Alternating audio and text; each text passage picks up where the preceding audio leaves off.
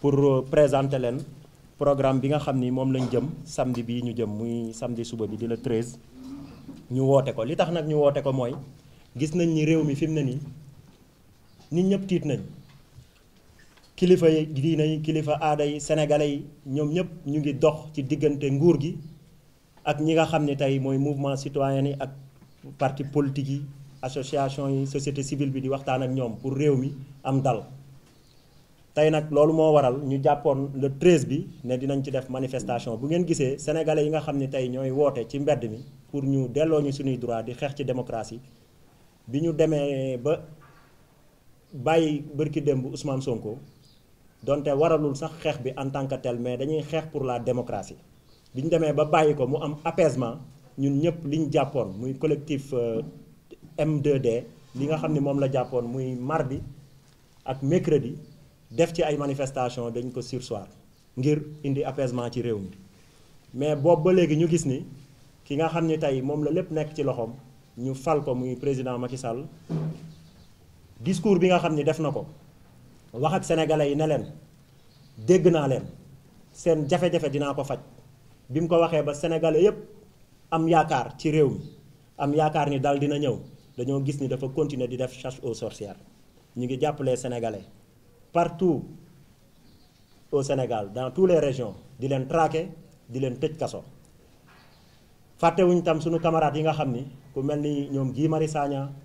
ñoom Clédor ñoom Assane Diouf nga xam bi ñu leen di jàpp dañ leen tooñ jàpp leen téye leen boo bëggee nag ne bal à terre damay woote jàmm lii maye jàmm mooy nga libérer détenus politiques yi nga xam ni téye nga leen ndax Sénégal jàmm rek lañ fi bëgg. ñu ngi leen di nuyu yéen ñëpp ku ci nekk ci turam ak santam di nuyu organe de presse yi ci teew yëpp waaw dàmbale nag man balaa may tàmbale sax texte liminaire bi dama bëggoon ñu préciser juste une chose bi nga xamante ne information bi daanaka jàlloon na et que à la dernière minute ñu surseoir ko muy lan muy rencontre bi nga xamante ni tey le collectif citoyen Ñoo Lank waroon na ko amal ak le président du parti PASTEF monsieur Ousmane Sonko lu tax nag ñu surseoir rencontre boobule du lenn lu mooy priorité question de priorité la parce que war nañ dajeek moom tey waaye gis ngeen yéen ñëpp ni démb président Ousmane Sonko demoon na ci enterrement bi amoon Cambérène donc ci logique boobu la ñu ñaan après par la suite pour que ñu may ko tey journée tey bi yëpp mu continuer di dem di jaale ñi nga xamante ne ñoo ñàkk seeni doom ci manifestation yi waaye aussi également dem nemmeeku ji ñi nga xamante ne ñooy blessé yi ñun nag collectif citoyen Ñoo Lank ñu jàpp ni loolu mooy priorité moo waral tey ñu surseoir rencontre bu ñu waroon amal ak moom fii ak semaine bii di ñëw incha allah te bés bu ñu jàppaatee bés dinañ leen informer ci li nga xamante ne mooy daje bu ñu war a dajeek le président Ousmane Sonko. donc loolu je tenais à le dire pour que mu nekk benn information boo xamante ne ni di ngeen ko mën a utiliser après donc dañuy jublu tey ci texte liminaire bi nga xamante ne moo tax ñu daje fi pour waxtaan ak yéen ci situation wu réew mi. gis ngeen ni collectif Ñoo Lank gëj na def sax daanaka conférence de presse yi waaye tey besoin bi moo ko laaj pour ñu teew fi waaye balaa loolu lépp collectif citoyen Ñoo Lank dafay rafetlu la prise de responsabilité bi nga xamante ni état bu Sénégal jël na ko ci jëmale ko ci indemniser ñi ñàkk seeni doom ci manifestation yi ñu génn waaye aussi également taxawu ñi nga xamante ni ñoo ci jëlee ay gaañu gaañu. waaye di rappeler ne manifestation yi nga xamante ne génn nañ ci te matul semaine daanaka 5 jours la def ci 5 jours yooyu am nañ ci xayma ci lu toll ci lu ëpp 590 blessés maa ngi jégalu ci wolof bi sama wolof xóotul noonu mënuma koo ci wolof waaye tamit am nañ ci lu ci ëpp 11 personnes yoo xamante ne ñàkk nañ seen bakkan maanaam fukk ak benn nit yu ci ñàkk seen bakkan am lu ci ëpp téeméeri nit yoo xamante ne teg nañ leen ci loxo. ba fu ñuy wax ak yéen nii ñeneen ñi ñu ngi garde à vue ba léegi ñeneen ñi mandat nañ leen de dépôt ñu ngi ci kaso yi tëdd donc loolu aussi baax na ñu leeral ko waaye tamit indemnisation bi nga xamante ne nguur gi bëgg na koo jël pour indemniser ñii loru ak ñi ñàkk seen bakkan ci manifestation yi rek doyul parce que tey urgence la te ñu ngi koy sàkku ñun waa collectif Ñoo Lank à ce que ñu libérer toutes ces personnes yi nga xamante ne jàpp nañ leen ci manifestation yi tey ñu leen di woowee les otages politiques déglu nañu discours njiitu réew mi muy lancer un appel à l'apaisement maanaam muy woote dal ci réew mi waaye dal nag soo koy woote ci réew mi am na ay jéego yoo xamante ne war nga koo teg pour ñu mën a xam ne kii yemul ci wax kese mais mi ngi jëf jëf bi mooy lan mooy lu ci njëkk ñi nga xamante ne jàpp nañ leen avant manifestation yi ak ñi ñu jàpp ci biir manifestation yi nañu leen bàyyi ñu ñibbi seeni kër loolu la ñoo lànk di ko di sàkk fu ñu toll waaye aussi également ba léegi ci suñuy revendication vu que tey askan bi moom xeex bi du xeexu kenn du xeexu parti politique du xeexu politicien xeexu askan bi la woon pour respecter mémoire ñi nga xamante ne ñoo ci jëlee ay gaañu-gaañu pour continuer combat bi nga xamante ne jaraloon na jeunes yi ñu génn ba tey am ñu ci ñàkk seen bakkan le collectif Ñoo Lank ànd ceeg yeneeni organisation ànd ceeg li nga xamante ne mooy M2D muy mouvement pour la défense de notre démocratie suba incha allahu rabbi ci samedi bi fas yéene nañu génn wàcc ci mbedd mi dem fi nga xamante ne mooy place de l'obélisque déposé nañ d'ailleurs lettre d'information bi respecté nañ voies yi nga xamante ne constitution bi wax nañu ko donc demee collectif Ñoo Lank dina wàcc ci mbedd mi de manière très pacifique maanaam ci jàmm amul xeer amul sànni xeer amul xeex amul xuloo dinañ dem marche pour que jàmm dellu ci waat ci réew mi waaye aussi également suñu démocratie ñu gën ko mën a ñoŋal ñu libérer aussi également suñu camarades yi ñu téye boobu ba léegi moo tax dañuy insister encore une fois ci jàmm jooju ñuy woote pour wax askanu Sénégal pour wax ndaw yi nga xamante ne bëgg nañu ñëw suba ci marché bi ne leen tey suñu réew dafa toll foo xamante ne jàmm lay laaj suñu kuddu comme ni ko xale yi di waxee suñu kuddu jàmm lay ràcc ah c'est comme ça donc tey foofu lañ toll moo tax ñu ngi insister encore une fois ci jàmm jooju ku ciy ñëw soo ko mënee nga sol lu weex nga ñëw nous allons rendre un vibrant hommage aux martyrs aux blessés ak ñi nga xamante ne ñoom ñoo nekk ci kaso yi waaye tamit nous allons exiger la libération de ceux qui sont jusqu'à présent dans les prisons loolu aussi jar na ñu leeral ko. Ñoo Lank aussi également mi ngi invité nguur gi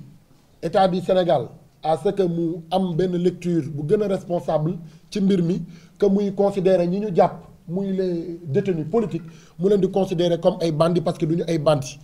du ñu ay terroristes du ñu ay criminels donc su leen jàppee su leen bëggee considérer foofu je pense que du def dara lu dul guddal combat bi du def dara lu dul gën a taral combat bi ci jours yi ñu ñëw moo tax ñuy sàkku encore une fois te ba léegi ñu ngi ciy insister ñu libérer suñu camarades yi ñu jàpp ñu libérer encore une fois suñu camarades yi ñu jàpp les dignes fils du pays yi ñu jàpp bëgg leen taxer ay terroristes ay actes de vandalisme loolu duñu ko nangu te duñu ko mën a supporter en aucun cas moo tax ñun waa collectif Ñoo Lank ñu jàpp ni képp ku ñu jàpp ci manifestation yi war nañ lu mu gën a gàtt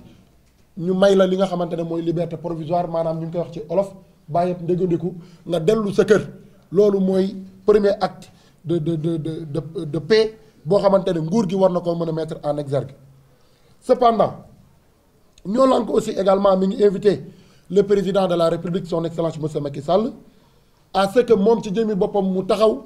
weddi teesu terrorisme bi nga xamante ne ay ñoñam génn nañu wax ko waxuma la sax ci Sénégal waaye ci communauté internationale bi yépp ñun ñii ñëpp gis nañu waaye tamit dégg nañu le discours du ministre bi nga xamante ne moom lañ dégg kaaraange réew mi muy Antoine Félix Diome mu génn traité jeunes yi nga xamante ne ñoo doon wane seen indignation face à l'oppression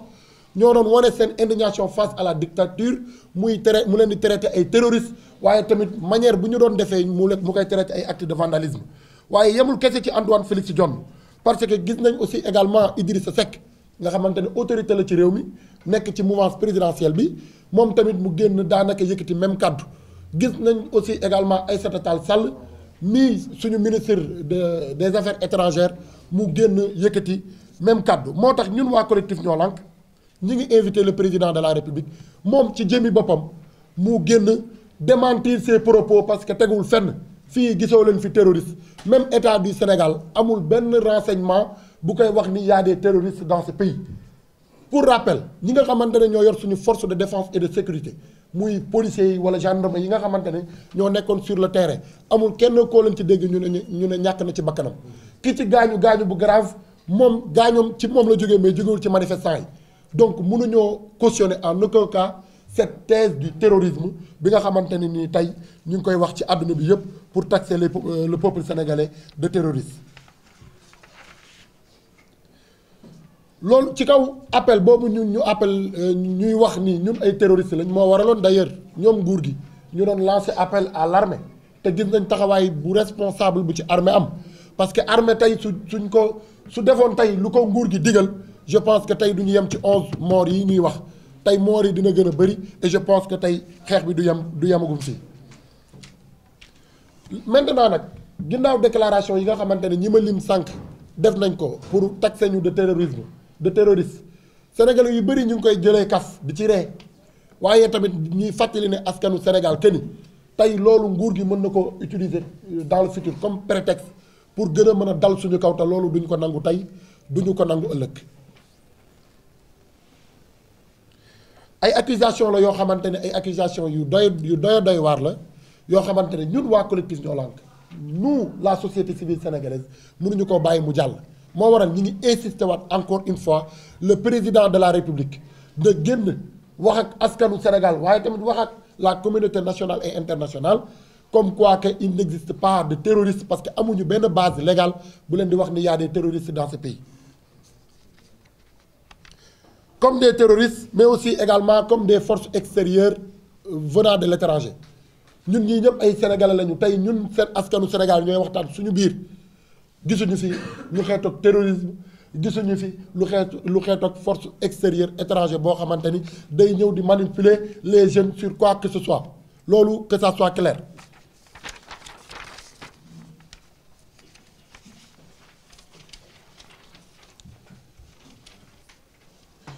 moo tax dans ce sens le président de la république dafa war a wax clairement que ni moom ay services am muy les services de l'État amagul kenn koo xamante ne ci ñoom am na ay preuves d'infiltration yuy prouver que ni am nañu ay forces vives wala ay forces extérieures yu dugg ci biir réew mi di manipuler population sénégalaise bi. comme ni ko ministre bi waxee comme ni ko Aïssata Tall Sall waxee comme ni ko ñeneen ak ñeneen ci gouvernement bi aussi également waxee parce que population bi ci boppam ils ont fait même preuve d'intelligence gis ngeen ci biir manifestation yi lu muy metti population bi suñu demee ba jekku ñi nga xamante ne ñooy suñuy force de défense et de sécurité di ñuy teg seeni xeer teg lépp lu ñu yoroon dem saafonteeg ñoom. ñaata yoon ngeen gis ay forces de l'ordre yoo xamante ne ñoom kese ñoom cundub ñooy nekk ci plus de centaines de manifestants ñu encadré leen yóbbu leen bu ñu delluwaat ci seeni commissariat donc kuy def loolu du terroriste kuy def loolu amul benn force extérieure buy ñëw di la manipuler. gis nañu ay manifestations yu ay jàmmaarloo yu taratar ñu dem ba ci biir seeni grenade lacrymogène jeex seeni bal blanc jeex policiers yi amatuñu benn issue manifestants yi teg seeni arme ñëw saafonteeg ak ñoom. ñëw gunge leen sécuriser leen d'ailleurs ba ñu mën a mucc ci lépp loo xamante ne violence bu ñuy exercer ci suñu force de défense et de sécurité yi.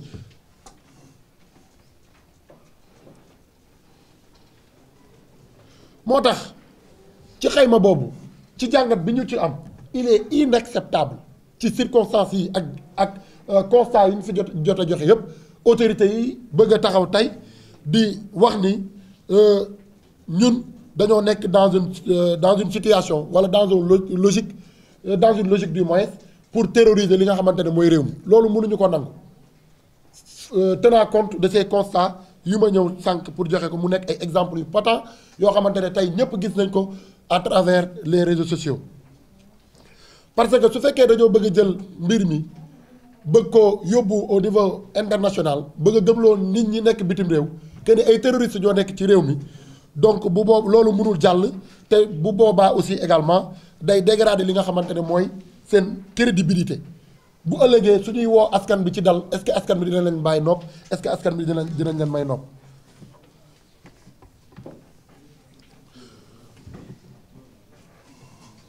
waaye tamit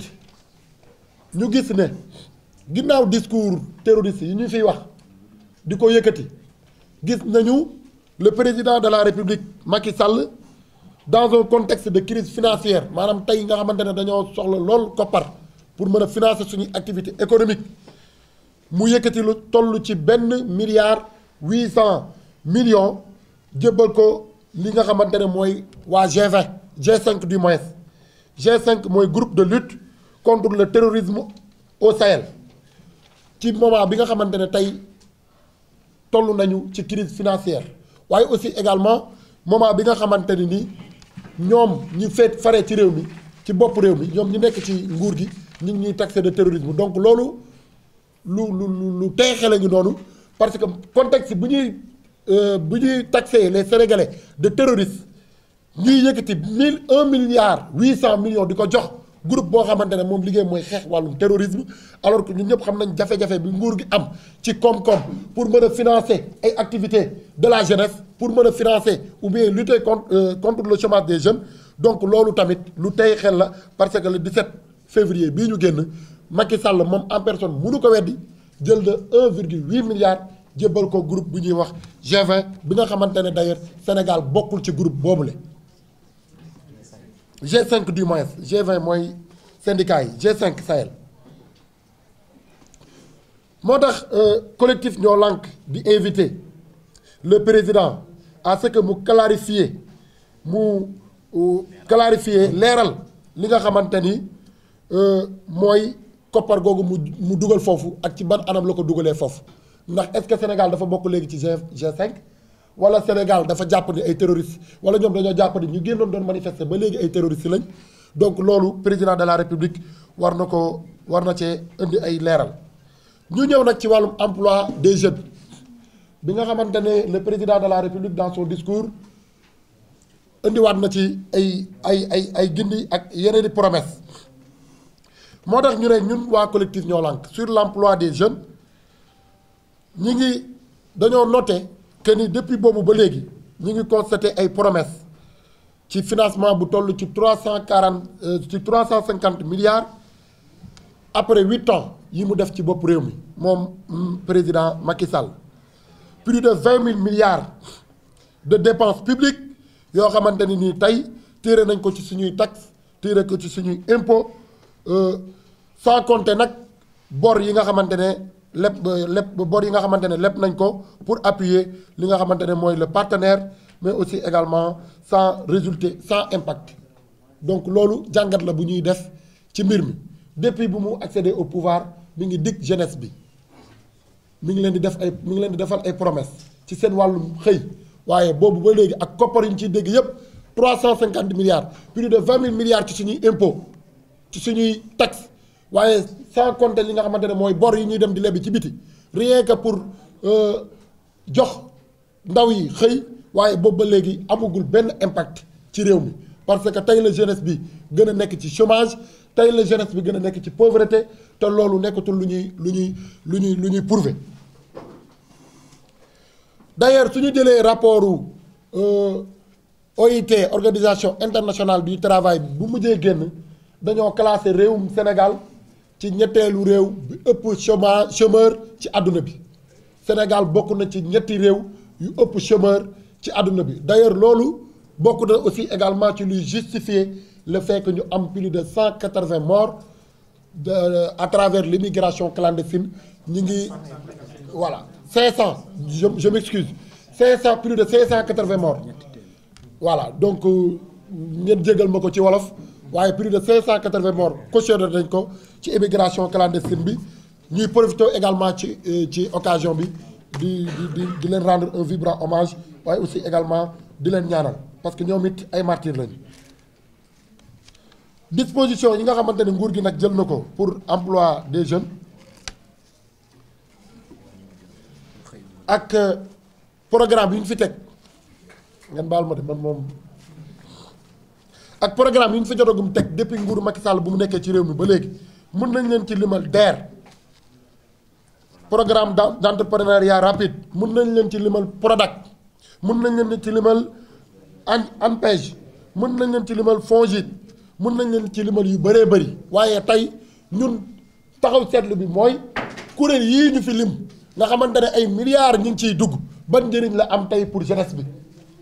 ban njëriñ tey la am ak ban impact la am sur l'emploi des jeunes donc loolu waa collectif ñoo lànk ñu ngi invité le gouvernement à une réflexion profonde ci dossier bii parce que mënuñu continuer di jël suñuy impôt suñuy taxe suñuy ressources naturelles di leen ko jox pour ñu saafara ñàkkum xëyum ndaw yi waaye boobu ba léegi milliards yaa ngi dugg certes ci biir seeni organes yu ñu créé waaye amagul benn rentabilité ci li nga xamante ne mooy askan bi particulièrement la jeunesse. Maintenant quelle que soit stratégie bi nga xamante ne dinañ ko teg wala bu ñuy adopté ci li nga xamante ne mooy création du nouveau conseil national sur l'emploi nouvellement annoncé conseil national bi nga xamante ne Macky Sall ci boppam le président de la République annoncé na ko ci discours am bu mujj quelle que soit stratégie yi ñuy teg ci anam boobu ñun waa collectif ñoo lànk dañuy considérer que la mauvaise gestion ñun waa collectif ñoo lànk dañuy considérer que yorin bu salte bu ñu yoree réew mi luubal alalu askan bi te du mujj fenn te ñu am ci ay exemple patent suñu corps de contrôle yi muy OFNAC muy IGE muy ARMP muy Cour des comptes ñoom ñëpp chaque année ñu produire ay rapport di topp ñi nekk ci nguur gi luubal alalu askan bi président de la République wax devant tous les Sénégalais ne man maa ci teg sama coude moo tax aboutirul à rien tant que loolu mi ngi continuer di wéy stratégie bu dul stratégie jinne suñ ko fi tegee du tee ndaw yi dinañ nekk ci jafe-jafe wu am xëy réew kenn mënu koo yor ci mal gouvernance réew kenn mënu koo yor ci impunité de détournement des deniers publics réew kenn mënu koo yor ci parparloo tey loolu ñu yoree réew mi pendant 9 ans mooy répercuté wu tey ci jeune bi ci jeunesse bi ba waral am ñuy jël gaal gi di def Barça wala Barsak am ñoo xamante ne dañoo préféré nag toog ci réew mi à travers des manifestations wane seen nakar wane seen ñàkkare donc loolu moo nekkoon li fi gën a fës ci conférence de presse bi tey pour ñu yëkkati ko balaa ñuy terminer ñu ngi lancer un appel solennel encore une fois à toute la jeunesse sénégalaise à toute la population sénégalaise à tout le peuple à ce que suba ku ko ci mën na nga sol sa yére bu weex nga dox ñëw fi nga xamante ne mooy place de l'Obélisque ñu amal fa manifestation pacifique demandé wuñu autorisation information la ñu introduire information boobu nag def nañ ko comme ni ñu ko yoon santaane bu subaa dinañ dem évoquer li nga xamante ne mooy suñu droit constitutionnel parce que chaque citoyen sénégalais am na droit manifester suba lay doon à partir de 15 heures à la place de l'Obélisque fi nga xamante ni nii tey ñu ngi ciy woo askanu Sénégal yépp ci du mu gën a pacifié ci du mu gën a sellee ci du mu gën a rafetee lii moo nekkoon li fi gënoon fës xanaa ñu jox kàddu gi Serigne Fallou su fekkee am na lu ma fàtte mu leeral. merci cher camarade liggéey bi rafet na.